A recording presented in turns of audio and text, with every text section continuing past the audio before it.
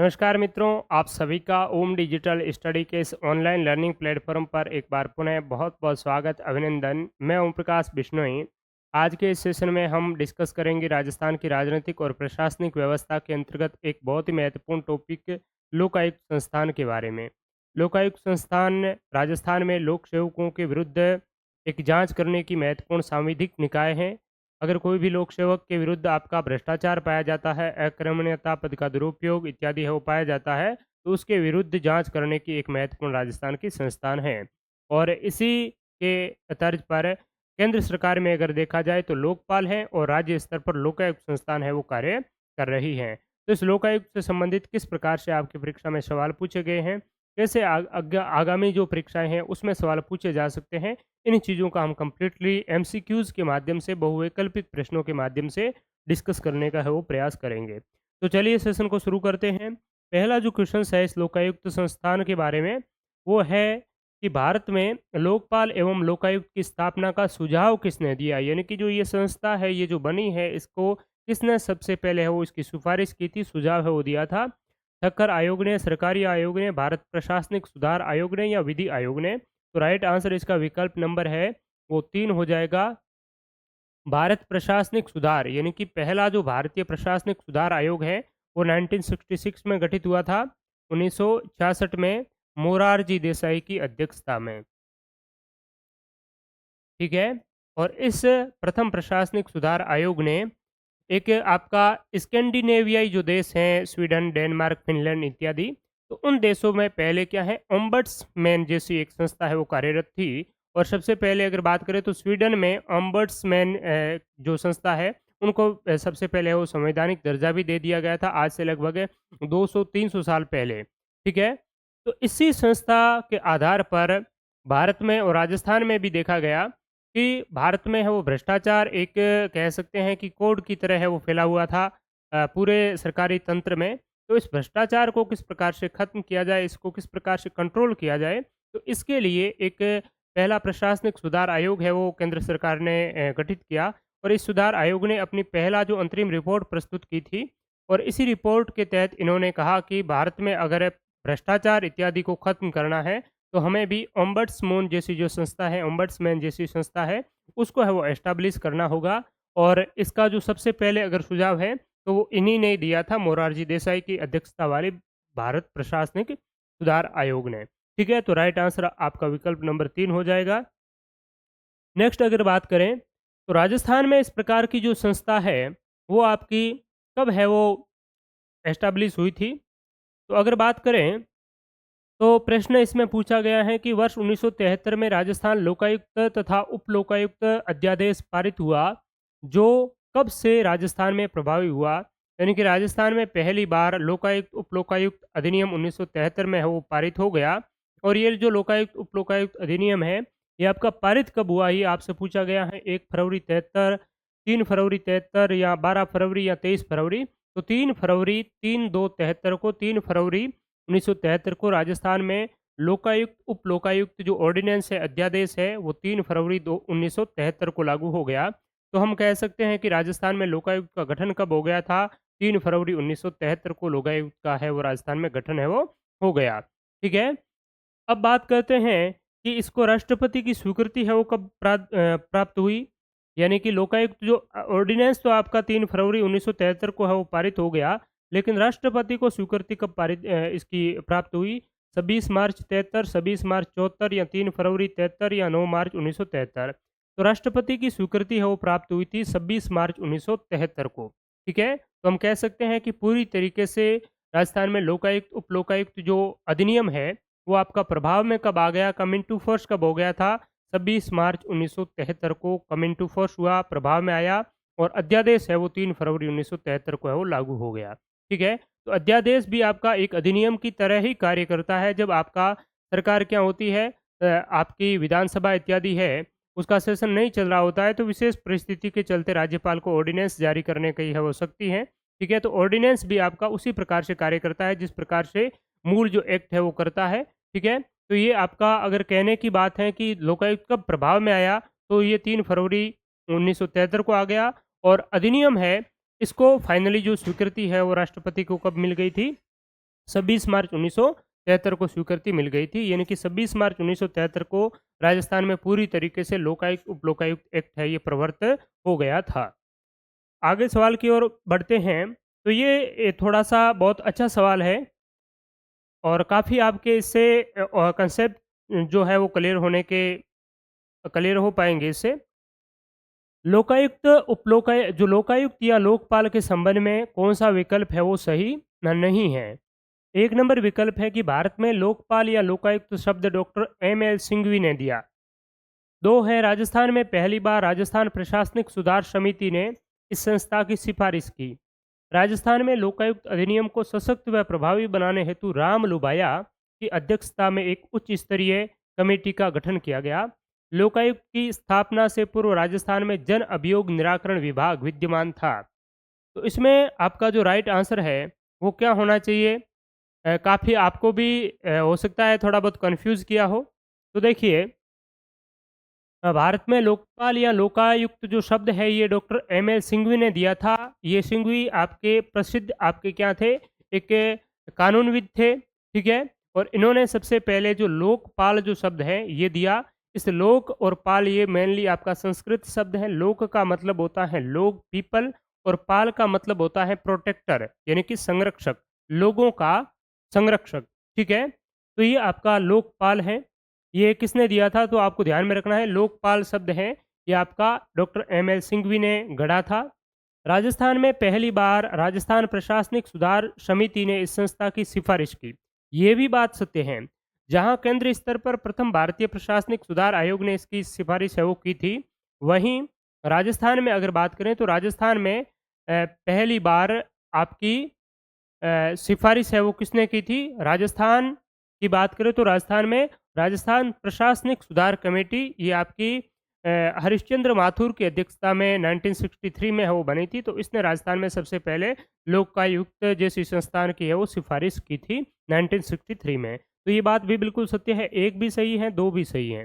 राजस्थान में लोकायुक्त अधिनियम को सशक्त व प्रभावी बनाने हेतु राम लुबाया की अध्यक्षता में एक उच्च स्तरीय समिति गठित नहीं की गई है, यानी कि की गई है, इसमें कहा गया है। तो ये समिति राम लुबाया समिति है, ये आपको पता होगा राजस्थान के नवीन 50-53 जो जिलों की घोषणा है वो की जा रही है। तो इन जिलों के गठन के लिए मेनली जो समिति बनाई है ये राम लुबाया की अध्यक्षता में समिति है। लेकिन राजस्थान में लोकायुक्त जो संस्थान है इसको किस प्रकार से और ज़्यादा प्रभावी बनाया जाए, इसमें और भी इनको शक्तिशाली बनाने के लिए 2014 में एक समिति का गठन है वो किया गया था। उस समिति का नाम है नरपत मल लोढ़ा कमेटी।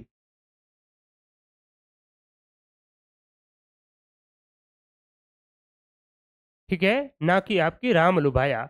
ये कब बनी थी? 2014 में है वो।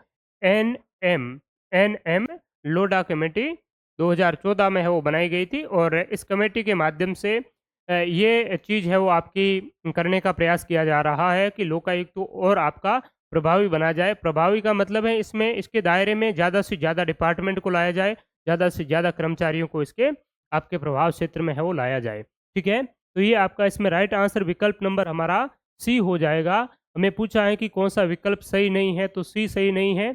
और ये भी बात सत्य है कि लोकायुक्त की स्थापना से पूर्व राजस्थान में जन अभियोग निराकरण विभाग है, ये भी आपका कार्यरत था। ठीक है, और जन अभियोग निराकरण विभाग राजस्थान में वर्तमान में भी कार्यरत है और पुखराज पारासर है वो इसके क्या है आपके मेन इस डिपार्टमेंट के हेड हैं।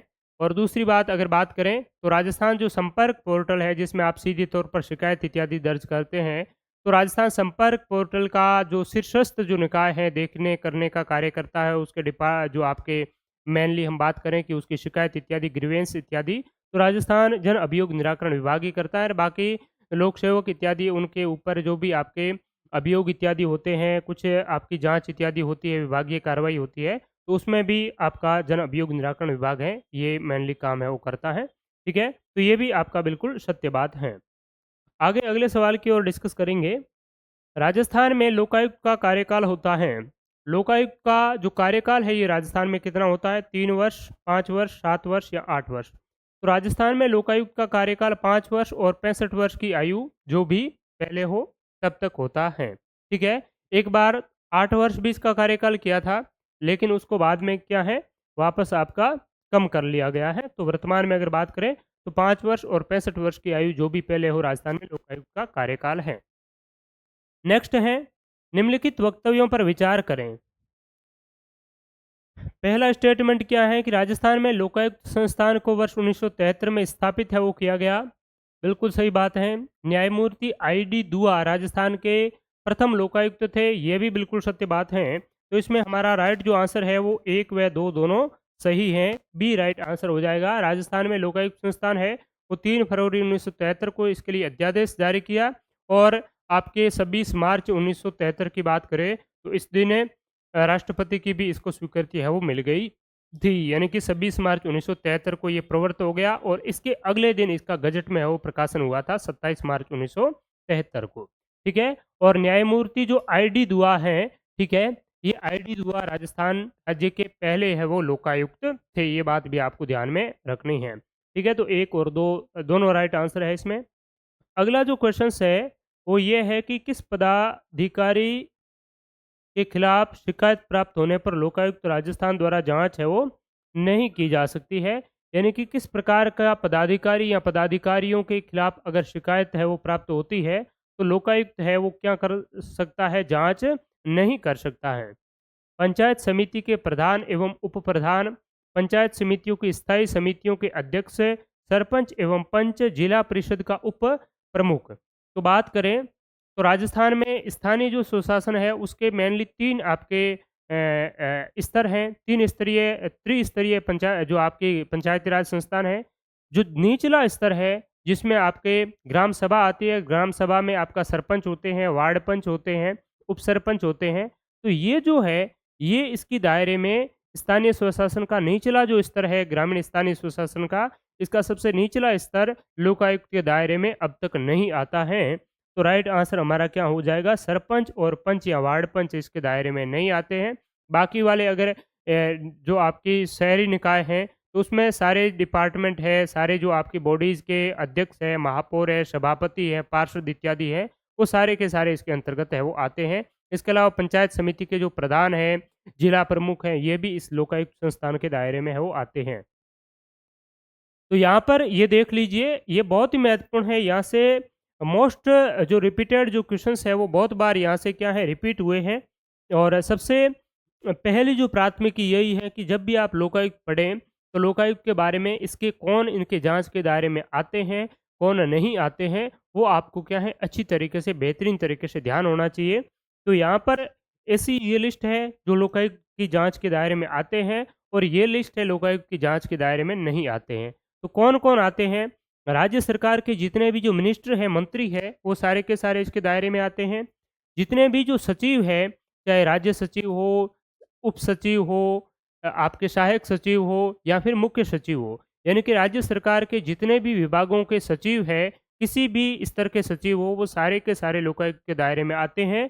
और मंत्री भी कैसे ही हो, राज्य मंत्री हो, उप मंत्री हो या कैबिनेट मंत्री हो, मुख्यमंत्री को छोड़ करके सारे मंत्री इसके दायरे में आते हैं। ठीक है। तो इसमें ध्यान में रखना है, मंत्री सारे आते हैं लेकिन क्या है, मुख्यमंत्री नहीं आते। ठीक है। दूसरी बात है कि मंत्री बनते कौन है, तो विधायकों में से ही मंत्री बनते हैं, लेकिन ध्यान में रखना है विधायक इसके दायरे में नहीं आते हैं, मंत्री आते हैं और मुख्यमंत्री भी नहीं आते हैं। तो कौन है, विधायक भी इसके दायरे में नहीं आते हैं, ये भी आपको ध्यान में रखना है। तो विधायक और मुख्यमंत्री इसके दायरे में है वो नहीं आते हैं। ठीक है। मंत्री आते हैं, मंत्री किसी भी स्तर के हो। दूसरी बात करें अगर सचिव की, तो सचिव तो आते हैं, लेकिन राजस्थान विधानसभा के जितने भी सचिवालय के सचिव और जो आपके राजस्थान विधानसभा सचिवालय के जितने भी कर्मचारी वृंद है वो इसके दायरे में है वो नहीं आते हैं। यहाँ पर लिखा हुआ होगा कि राजस्थान विधानसभा सचिवालय के अधिकारी एवं कर्मचारी हैं इसके दायरे में नहीं आते हैं।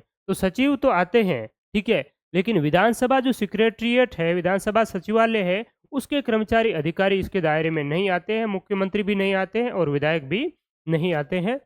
विभागाध्यक्ष राजस्थान सरकार के जितने जो विभाग हैं, सारे के सारे डिपार्टमेंट के जो हेड ऑफ डिपार्टमेंट है ये भी इसके दायरे में आते हैं। लोक सेवक पब्लिक सर्वेंट हैं, यानी कि किसी भी स्तर का पब्लिक सर्वेंट जो राज्य सरकार से वेतन प्राप्त कर रहा है और राज्य सरकार के द्वारा उनको अपॉइंट किया गया है किसी भी पद पर, तो वो सारे के सारे पब्लिक सर्वेंट है वो आते हैं। लेकिन कुछ पब्लिक सर्वेंट है वो उसमें नहीं आते हैं। कुछ के कौन-कौन से? एक तो आपके हो गए विधानसभा सचिवालय के अधिकारी कर्मचारी, ये भी तो पब्लिक सर्वेंट हैं, लेकिन ये नहीं आते हैं। तो इसमें जो है वो नहीं आते हैं, बाकी पब्लिक सर्वेंट्स जितने भी हैं, वो सारे के सारे हैं वो आते हैं, ठीक है? इसके अलावा जिला परिषदों के प्रमुख और उप प्रमुख, पंचायत समितियों के प्रधान और उप प्रधान हैं, तो ये हमारा जो लोकल सेल्फ जो बॉडीज़ हैं, इसका शीर्षस्थ और मध्यवर्ती जो निकाय हैं, ये दोनों हो गए। जिला परिषद व पंचायत समिति की स्थायी जो कमेटीज होती हैं, उनके अध्यक्ष हैं नगर निगमों के महापौर, उप महापौर, स्थानीय प्राधिकरण, नगर परिषदों, नगर पालिकाओं, नगर विकास न्यासों के अध्यक्ष उपाध्यक्ष। यानी कि आपका जो नगर पालिका वाला वो जो पोर्शन है आपका, कह सकते हैं कि 9A के अंतर्गत जितने भी जो संस्थान है, कमेटीज इत्यादि हैं, वो सारे के सारे आते हैं। भाग 9 के अंतर्गत पंच, सरपंच इत्यादि यानी कि ग्राम सभा वाले स्तर को छोड़ करके बाकी वाला पूरा स्तर इसके अंतर्गत जांच के दायरे में आता है। इसके अलावा राजकीय कंपनियों व निगमों के अध्यक्ष, निगमों अथवा मंडलों के अध्यक्ष ये भी आते हैं। यानी कि जितनी भी जो आपकी राजकीय कंपनी है, गवर्नमेंट सेक्टर के अंतर्गत जितनी भी जो आपकी कंपनीज हैं, उनके भी आपके जो मंडल अध्यक्ष इत्यादि है वो भी आते हैं। और अधिकारी व कर्मचारियों के विरुद्ध शिकायतों की जांच है वो, ये जो जितने भी जो अधिकारी कर्मचारी है, इसके विरुद्ध शिकायतों की जांच की जा सकती है। तो आप समझ गए होंगे किसके विरुद्ध शिकायतों की जांच की जा सकती है। जितने भी राजस्थान सरकार के मंत्री हैं उसके विरुद्ध की जा सकती हैं, और जितने भी राज्य सरकार के सचिव हैं उसके विरुद्ध की जा सकती हैं। जितने भी आपके लोकल बॉडीज़ हैं, उसके अध्यक्ष है, उसकी कमेटी है, उसके सभापति है, महापौर है, वो सारे हैं उसके जांच के दायरे में आते हैं, प्रधान इत्यादि। लेकिन सरपंच और वार्ड पंच यानी कि निचला ग्राम सभा वाला स्तर है, ये इसकी जांच के दायरे में नहीं आता है। पब्लिक सर्वेंट्स जितने भी है इसके दायरे में आते हैं, लेकिन कुछ इसके दायरे में नहीं आते हैं, उनका हम इसके बाद में हम डिस्कस करेंगे। दूसरी बात है, इसके दायरे में जितने भी विभागाध्यक्ष है, जितने भी सरकारी डिपार्टमेंट है, उनके हेड ऑफ डिपार्टमेंट आते हैं। जितने भी राज्य सरकार की जो आपकी शेयर होल्डिंग कंपनी है उनके, और जितने भी जो आपके कॉरपोरेशन इत्यादि बने हुए हैं, निगम बने हुए हैं, तो वो भी आते हैं। यानी कि 50% से अधिक अगर राजस्थान सरकार की उसमें भागीदारी है, तो वो सारे के सारे आपके निगम और कंपनी जिसके दायरे में आएंगे। तो ये ध्यान में रखना है कि कौन कौन जांच के दायरे में आते हैं। अब देखते हैं कौन जांच के दायरे में नहीं आते हैं, तो ये भी काफ़ी महत्वपूर्ण है। जितने भी आपके न्यायिक सेवा के जो अधिकारी है, कर्मचारी है, चाहे आपके हाई कोर्ट हो गए, जिला न्यायाधीश हो गया, या किसी भी प्रकार का जो कोर्ट हो गया, उस कोर्ट के न तो आप किसी भी न्यायाधीश या जज के खिलाफ आप है वो इसमें शिकायत कर सकते हैं, और ना ही उसके कर्मचारी अधिकारियों के खिलाफ है वो शिकायत कर सकते हैं। चाहे ये पब्लिक सर्वेंट्स जरूर हैं, लेकिन अगर न्यायिक सेवा का कोई भी पब्लिक सर्वेंट्स है, तो उसके विरुद्ध आप है वो शिकायत नहीं कर सकते। भारत में किसी न्यायालय के अधिकारी अथवा कर्मचारी के विरुद्ध शिकायत नहीं है, और न्यायाधीश या फिर किसी भी आपका संविधान के 236 के खंड 6 में परिभाषित किसी न्यायिक सेवा के सदस्य के विरुद्ध शिकायत नहीं की जा सकती। ये आप बात समझ गए होंगे। राजस्थान के जो मुख्यमंत्री है इसके विरुद्ध भी शिकायत आप नहीं कर सकते हैं। महालेखा का राजस्थान का है, इसके विरुद्ध भी आप शिकायत नहीं कर सकते हैं। राजस्थान लोक सेवा आयोग यानी कि आरपीएससी के जितने भी अध्यक्ष हैं, जितने भी सदस्य हैं, उसके विरुद्ध शिकायत नहीं कर सकते हैं। लेकिन आरपीएससी के जो कर्मचारी इत्यादि हैं, आरपीएससी में अध्यक्ष और सदस्य के अलावा जितने भी जो कर्मचारी हैं, वो लोक सेवक के तहत आप उसमें शिकायत उसको है वो कर सकेंगे। मुख्य निर्वाचन आयुक्त यानी कि आपका जो इलेक्शन कमीशन है, उस इलेक्शन कमीशन के जितने भी आपके अधिकारी हैं, उस अधिकारियों के विरुद्ध आप शिकायत है वो नहीं कर सकेंगे। और राजस्थान विधानसभा सचिवालय के जितने अधिकारी और कर्मचारी हैं, उसके विरुद्ध भी शिकायत नहीं कर पाएंगे, ठीक है। और सरपंच, पंच और विधायक के विरुद्ध भी शिकायत नहीं की जा सकती है। शिकायत करते हैं लोग काफ़ी, लेकिन उस शिकायतों को कंसिडर नहीं किया जाता, क्योंकि ये इनके दायरे में अभी तक नहीं आते हैं। और एक आपके रिटायर्ड जो पब्लिक सर्वेंट हैं, जिन्होंने सेवानिवृत्ति प्राप्त कर ली है, और उसके विरुद्ध में आप शिकायत नहीं कर सकते। दूसरी बात है, अगर कोई भी मामला 5 वर्ष से पुराना हो गया है, ठीक है, तो 5 वर्ष से पुराने मामले में आप उसमें शिकायत नहीं कर सकते हैं, ठीक है। तो इनके विरुद्ध शिकायत की जा सकती है, इनके विरुद्ध शिकायत नहीं की जा सकती है। ये आप अच्छी तरीके से वो समझ गए होंगे। आगे हम देखते हैं, किसके किसे राजस्थान के लोकायुक्त के अधिकार क्षेत्र में है वो सम्मिलित नहीं किया गया है। तो ये ऐसे सवाल आपसे है वो वेरियस टाइप से अलग-अलग बार है वो पूछे गए हैं। तो देखिए, मुख्यमंत्री, राजस्थान राज्य द्वारा स्थापित निगमों में कार्यरत सदस्य, जिले का मुखिया और मंत्री, ठीक है। तो जितने भी जो कॉरपोरेशन है इसके सदस्य, मंडल अध्यक्ष इत्यादि उसके विरुद्ध कर सकते हैं। जिले का मुखिया कौन होता है? जिला प्रमुख होता है, ठीक है, तो इसके विरुद्ध भी की जा सकती है। और पंचायत समिति का मुखिया प्रधान होता है तो उसके विरुद्ध भी की जा सकती हैं, और मंत्री है जितने भी उसके विरुद्ध भी की जा सकती हैं। लेकिन मुख्यमंत्री जो चीफ मिनिस्टर है उसके विरुद्ध शिकायत है वो नहीं की जा सकती है, ठीक है। नेक्स्ट है राजस्थान में लोकायुक्त के संदर्भ में कथनों पर विचार करें। केपीयू मेनन राजस्थान के प्रथम उप लोकायुक्त थे।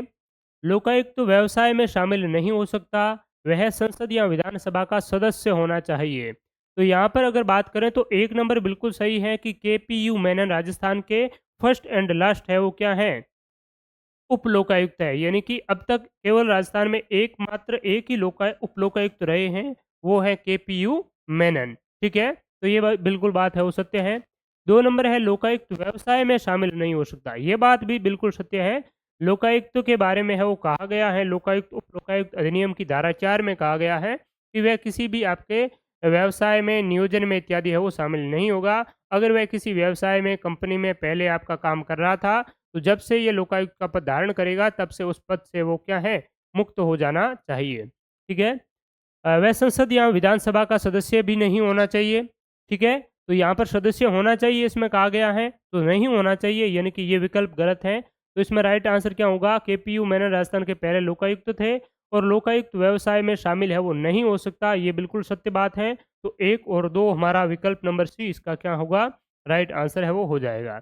नेक्स्ट क्वेश्चन है कि राजस्थान के 13वें लोकायुक्त है वो कौन है? तो राजस्थान में वर्तमान में जो लोकायुक्त है जिसका नाम है क्या?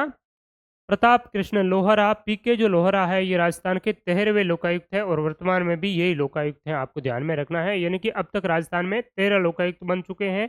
पहले आईडी दुआ थे और अब हैं आपके केपीयू, अगर सॉरी बात करें तो प्रताप कृष्ण लोहरा, पीके लोहरा है वर्तमान में राजस्थान के लोकायुक्त हैं। राजस्थान में लोकायुक्त के संबंध में कौन से कथन है वो सही हैं? तो यहाँ पर आपको देखना है, पीएसआई एग्जाम में ये सवाल है वो पूछा गया था।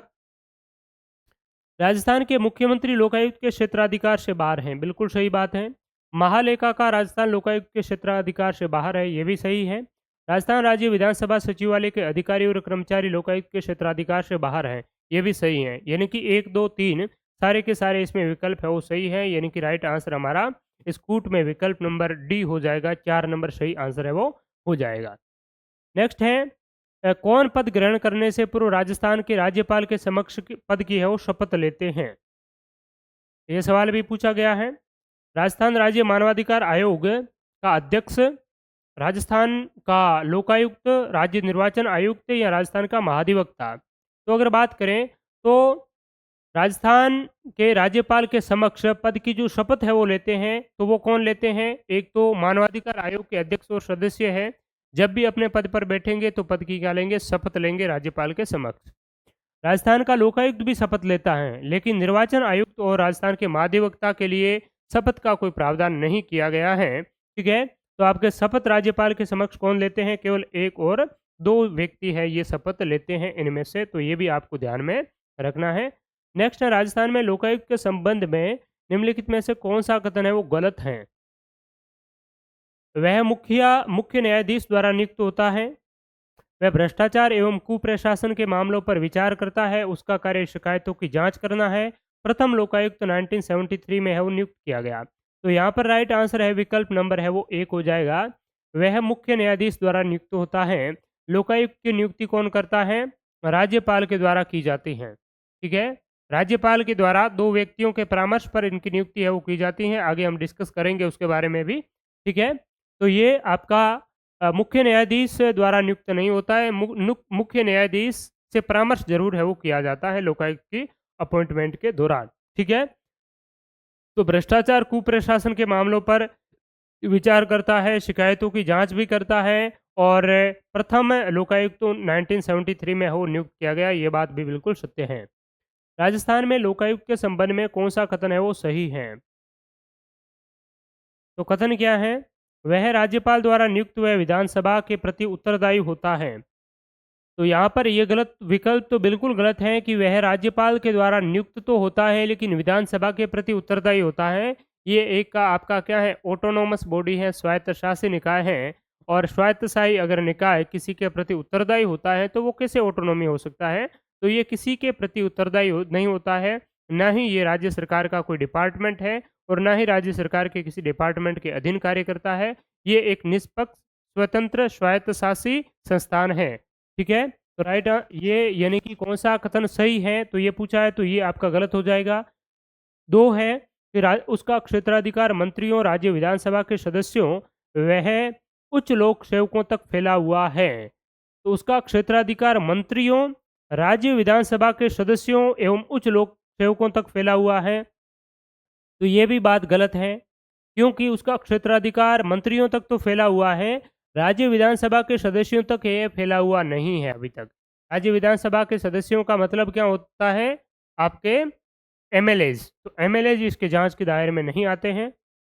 बात करें वह भ्रष्टाचार एवं कुप्रशासन के मामलों पर विचार करता है, ये बात बिल्कुल ठीक है। उसका कार्य आरोपों की जाँच करना है, ना कि शिकायतों की। ठीक है? तो ये भी आपका क्या है, अगर बात करें इस विकल्प में, तो वह भ्रष्टाचार एवं कुप्रशासन के मामलों पर विचार करता है। तो ये बिल्कुल सत्य है, सी इसका सही है कि भ्रष्टाचार और कुप्रशासन के मामलों पर विचार करता है। उसका कार्य आरोपों की जाँच करना है, ना कि शिकायतों की। तो ये आपका क्या करता है? आरोपों की भी जाँच करता है और कह सकते हैं कि शिकायतों की भी जाँच करता है। ठीक है? तो यहाँ पर ये भी आपका गलत हो जाएगा। ठीक है?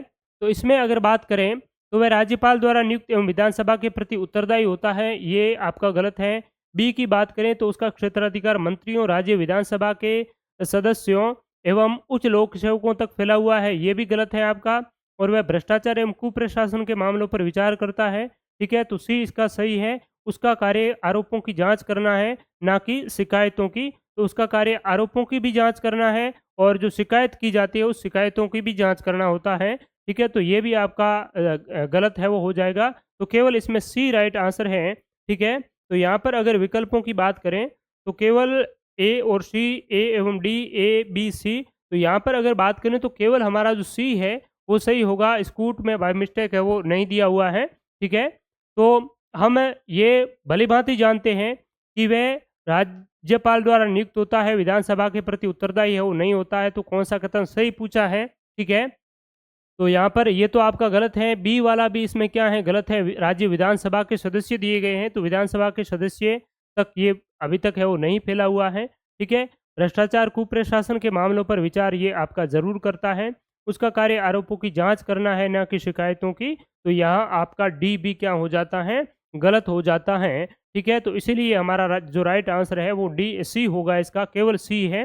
लेकिन केवल सी यहाँ पर कहीं पर भी विकल्प में है वो दिया हुआ नहीं है। ठीक है? तो ये चीज़ आपको वैसे समझने की है, ध्यान में रखना है। इसमें हो सकता है मिस्टेक है, वो हो गई। राजस्थान में लोकायुक्त वार्षिक प्रतिवेदन किसे प्रस्तुत करता है? लोकायुक्त है, वो वार्षिक जो प्रतिवेदन है, अपना जो एनुअली रिपोर्ट है, वो किसको देता है?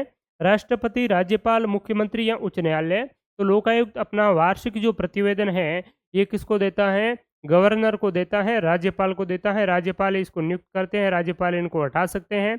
राज्यपाल को ये क्या है, प्रतिवेदन प्रस्तुत करते हैं। तो इसका राइट आंसर क्या हो जाएगा? राज्यपाल हो जाएगा। और राज्यपाल को ये विशेष प्रतिवेदन भी भेज सकते हैं। विशेष प्रतिवेदन कैसे? कि अगर किसी व्यक्ति, किसी लोक सेवक के विरुद्ध में लोकायुक्त ने है वो जाँच की, जाँच करने के बाद में पदाभित अधिकारियों को लोकायुक्त ने है वो उस जाँच के बारे में है वो पूरी रिपोर्ट इत्यादि तैयार करके उनको दे दी कि भई आपका जो लोक सेवक है, कर्मचारी है, वो किसी भी आपके कह सकते हैं कि शिकायत में है वो दोषी पाया गया है। और दोषी पाए जाने के बाद में संबंधित जो उच्च अधिकारी होता है जिस डिपार्टमेंट का, तो उन उच्च अधिकारियों के द्वारा उस पर है वो आपकी विभागीय कार्रवाई करनी होती है। अगर विभागीय कार्रवाई तय समय में नहीं करते हैं, तो फिर लोकायुक्त है उससे जवाब तलब करते हैं और उसके बाद में उसकी एक विशेष रिपोर्ट है वो भी राज्यपाल को भेजते हैं कि हमने इस लोक सेवक के विरुद्ध में जो अन्वेषण इत्यादि है वो हमने किया है और ये दोषी पाया गया है। दोषी पाए जाने के बाद में भी संबंधित विभाग ने इस पर कार्यवाही नहीं की है, तो इस बात पर है वो बाद में क्या होता है, राज्यपाल को जो विशेष रिपोर्ट भेजता है,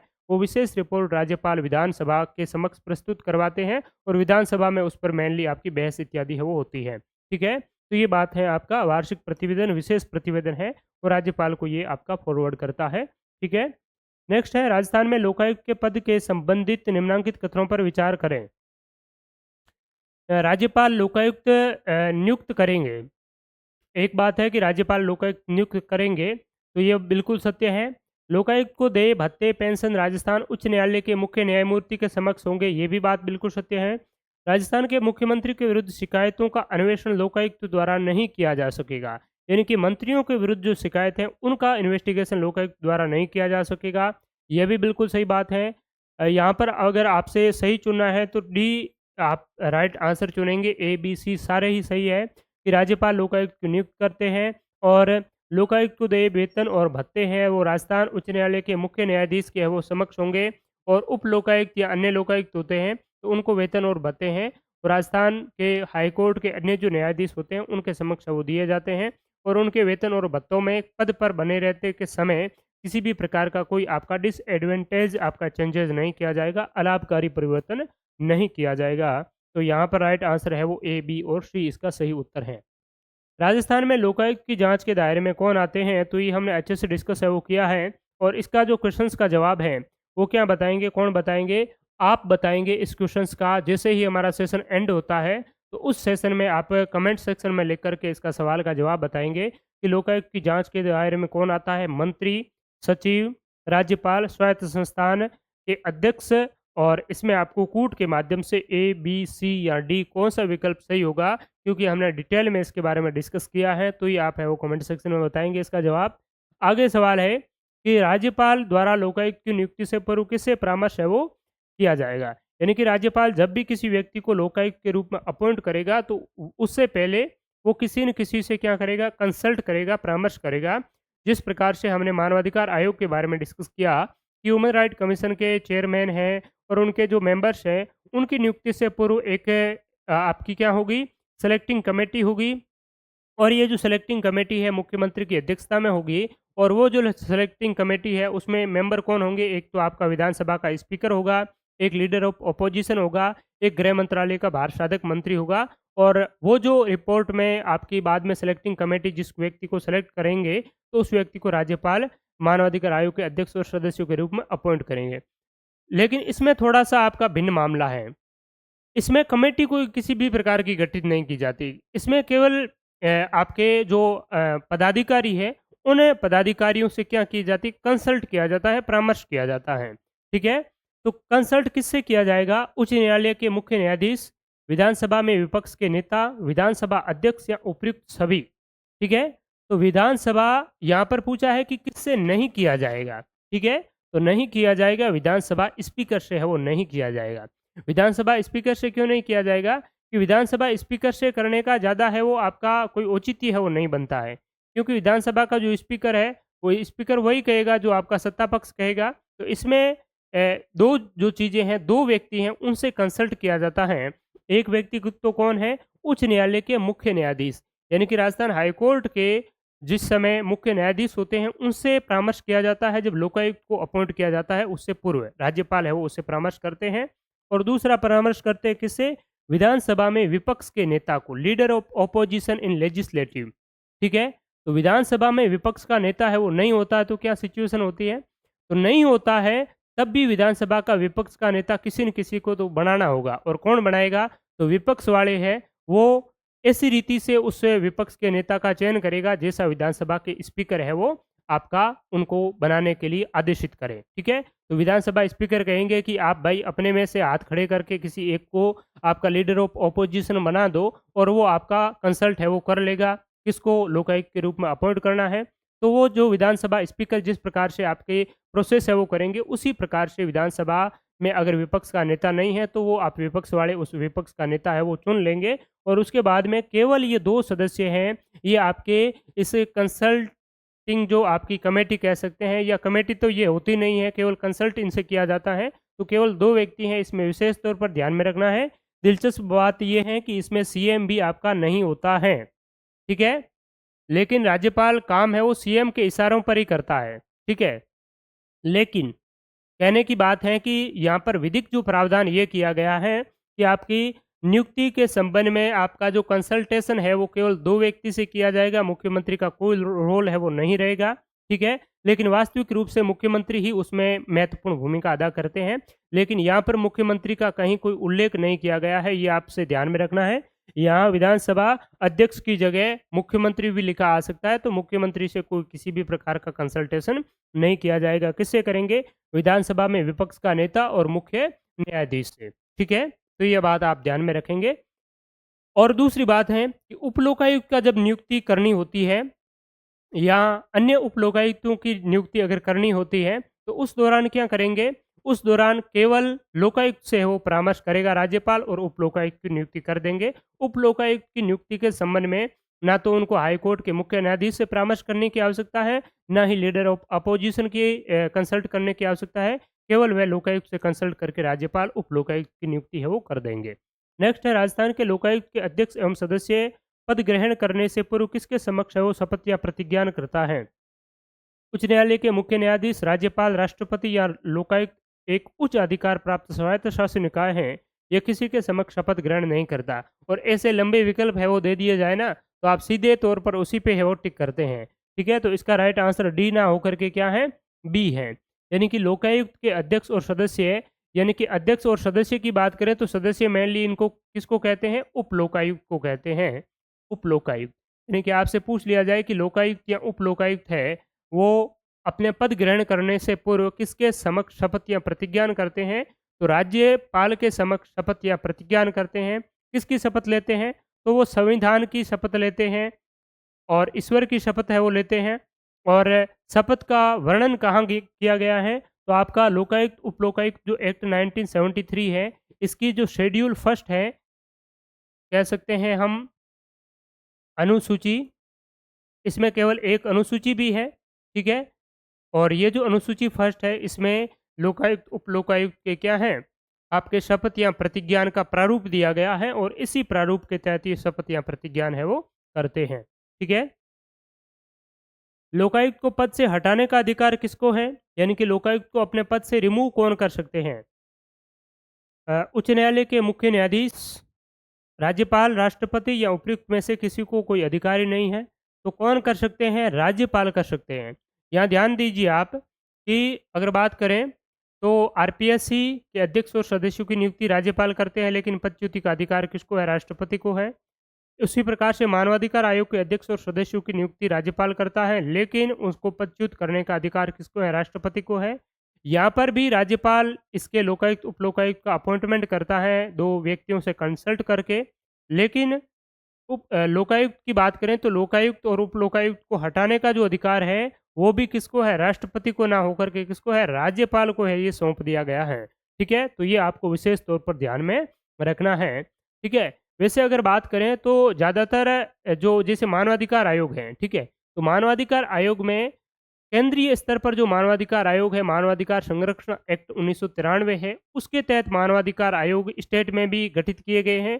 तो वो आपका केंद्र सरकार ने बनाया और इसलिए केंद्र सरकार ने कहा कि भाई राष्ट्रपति इसको हटा सकेंगे। ठीक है? तो हटाने का अधिकार राष्ट्रपति को दे दिया। लेकिन ये जो है आपके, ये तो किसने बनाए हैं? स्टेट गवर्नमेंट ने ये बनाया है, एक्ट है, ये केंद्र सरकार का नहीं है, ये राज्य सरकार का है। तो राज्य सरकार ने ये प्रावधान कर दिया कि हटाएगा भी राज्यपाल और उसको नियुक्त भी राज्यपाल करेगा। ठीक है? अब राज्यपाल जब नियुक्त करेगा और नियुक्त से पूर्व कंसल्ट करेगा, हटाएगा, तब क्या ये अपने स्वविवेक से हटा सकता है? तो ये अपने विवेक से नहीं हटा सकता है। हटाने के लिए भी इसमें विशेष परिस्थिति है। यानी कि पहली बात तो है किसके तहत हटेगा?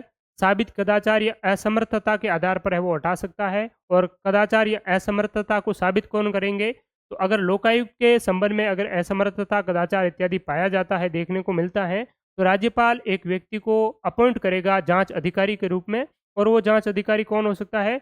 लोकायुक्त के संबंध में जांच करेगा वो जांच अधिकारी सुप्रीम कोर्ट का न्यायाधीश हो सकता है या हाई कोर्ट का मुख्य न्यायाधीश, सेवानिवृत्त या वर्तमान में है वो हाई कोर्ट का मुख्य न्यायाधीश है, वो इसका क्या हो सकता है? जांच अधिकारी है वो हो सकता है। और वो जांच अधिकारी अपनी जांच रिपोर्ट है वो देगा। जांच रिपोर्ट देने के बाद में जांच रिपोर्ट है वो राज्यपाल को प्रस्तुत करेगा और राज्यपाल को प्रस्तुत करने के बाद में राज्यपाल उस जांच रिपोर्ट को विधानसभा के समक्ष रखेंगे। विधानसभा में उस पर वोटिंग होगी और विशेष बहुमत के द्वारा उस पर डिबेट होगी। और वो जो वोटिंग इत्यादि डिबेट है वो उसी सेशन में है वो हो जानी चाहिए। अगर सेशन है वो दूसरा आपका जो सत्र है वो हो गया तो फिर वो आपकी लैप्स हो जाएँगी। तो इसी प्रक्रिया के आधार पर लोकायुक्त को है वो हटाया जा सकता है, ठीक है? और उप लोकायुक्त को हटाने की भी प्रक्रिया यही है, लेकिन उसमें अगर जाँच अधिकारी है, वो आपका हाई कोर्ट का जो सामान्य जो न्यायाधीश है वो भी उसमें हो सकता है। मुख्य न्यायाधीश की उप लोकायुक्त के संबंध में आवश्यकता नहीं पड़ेगी, ठीक है? तो राज्यपाल है वो हटा सकता है, लेकिन एक विशेष प्रक्रिया के तहत। तो ये बात आपको ध्यान में रखनी है। लोकायुक्त के संबंध में कौन-सा विकल्प है वो सही नहीं है? तो बहुत ही अच्छा सवाल है। लोकायुक्त के संबंध में बताएँ कि 5 साल से पुराने मामलों की जांच लोकायुक्त के द्वारा नहीं की जा सकती है, 1 नंबर विकल्प है। 2 है कि कोई भी व्यक्ति, लोक सेवक और सामान्य जन, कोई भी लोक सेवक, ठीक है? कोई भी लोक सेवक यानी कि पब्लिक सर्वेंट और जनरल जो पब्लिक है, ये लोकायुक्त में शिकायत है वो कर सकते हैं। 3 नंबर है पुलिस की हिरासत में या जेल में या विक्षिप्त व्यक्तियों के आश्रय स्थान से भी लोकायुक्त को शिकायत की जा सकती है। यह संस्था दोषी लोक सेवकों को दंड और निर्दोष को संरक्षण के संकल्प के साथ है वो कार्यरत है। मिथ्या शिकायत पर 3 वर्ष का कारावास और जुर्माने का भी क्या है प्रोविजन है, ठीक है? तो इसमें कौन सा राइट होगा? इसमें राइट आंसर होगा केवल विकल्प नंबर हमारा बी, जो कि सत्य नहीं है। यहाँ पर लिखा गया है कि कोई भी लोक सेवक और सामान्य जन लोकायुक्त में शिकायत कर सकते हैं, तो कोई भी लोक सेवक लोकायुक्त में शिकायत नहीं कर सकते हैं। सामान्य जन ही केवल लोकायुक्त में शिकायत कर सकते हैं। कहने का मतलब ये है, कोई भी सरकारी कर्मचारी किसी दूसरे सरकारी कर्मचारी के विरुद्ध लोकायुक्त में शिकायत नहीं कर सकते हैं। अगर आप अब तक अनएम्प्लॉयमेंट हैं, बेरोज़गार हैं या फिर सरकारी लोक सेवक नहीं हैं, तो ही लोकायुक्त में आप शिकायत करने के अधिकारी हैं। जब से आप सरकारी लोक सेवक बन जाएँगे, तब लोकायुक्त में शिकायत करने के आपके अधिकार है वो समाप्त हो जाएँगे। तो कहने का मतलब ये है कि लोकायुक्त में शिकायत कौन कर सकता है? केवल सामान्य जनता कर सकती हैं। सरकारी कर्मचारी हैं, लोक सेवक है वो शिकायत नहीं कर सकते, ठीक है? और सामान्य अगर जो है, तो वो कौन कर सकता है? यानी कि मुझे अगर शिकायत करनी है, तो मेरे लिए केवल मैं ही शिकायत करूँगा, दूसरा व्यक्ति नहीं करेगा। विशेष परिस्थिति में कोई दूसरा व्यक्ति कर सकता है। अगर कोई व्यक्ति है वो आपका घायल हो गया है या लोकायुक्त में शिकायत करने में असमर्थ है, इनकैपेबल है, तो वो किसी दूसरे व्यक्ति को है वो अपना एक शिकायत करने के लिए है वो अपॉइंट कर सकते हैं। उनको कह सकते हैं कि भाई मेरी ओर से जो शिकायत है वो ये बंदा करेगा, या उसके जो उत्तराधिकारी इत्यादि होते हैं, जो उनके संपत्ति के जो वाहक होते हैं, ठीक है? तो वो उनकी शिकायत है वो कर सकते हैं, ठीक है? इसके अलावा कोई भी व्यक्ति है, वो किसी बंदी गृह में है, जेल में है, ठीक है? तो ऐसी सिचुएशन में भी वो शिकायत है वो कर सकेगा, और उस समय वो है वो अपने उच्च अधिकारी वहाँ पर जो भी होगा, तो उसको उसकी शिकायत है वो सबसे पहले सूचना देगा, और जैसे ही उसको सूचना मिलती है उन अधिकारियों को, तो वो संबंधित जो अधिकारी हैं, वो निश्चित समय में 24 घंटे के अंदर इसकी सूचना है वो लोकायुक्त को प्रोवाइड है वो करवाएँगे, ठीक है? तो ये बात है। और दूसरी बात है कि ये जो आपका संस्थान है, ये दोषी लोक सेवकों को दंड और निर्दोष के संरक्षण के लिए, प्रोटेक्शन के लिए भी आपका कृत संकल्प है। अगर लोकायुक्त के तहत आपने कोई झूठी शिकायत है वो कर दी है, तो लोकायुक्त के तहत झूठी शिकायत करने वाला स्वयं भी फंस सकता है, और उसमें लोकायुक्त में जब जाँच होगी, जाँच के बाद में आपका जो शिकायतकर्ता है उसको भी बुलाया जाएगा, जिसके विरुद्ध शिकायत की जा रही है उस लोक सेवक को भी बुलाया जाएगा, और पूरी तरीके से जाँच होगी, छानबीन होगी, और जाँच के मामले में भारतीय जो आपके अगर बात करें, तो सिविल जो प्रक्रिया होती है, सिविल जज की जो प्रक्रिया होती है, न्यायालय की जो प्रक्रिया होती है, वो सारी की सारी शक्ति है वो किसको सौंपी गई है? लोकायुक्त को सौंपी गई है, ठीक है?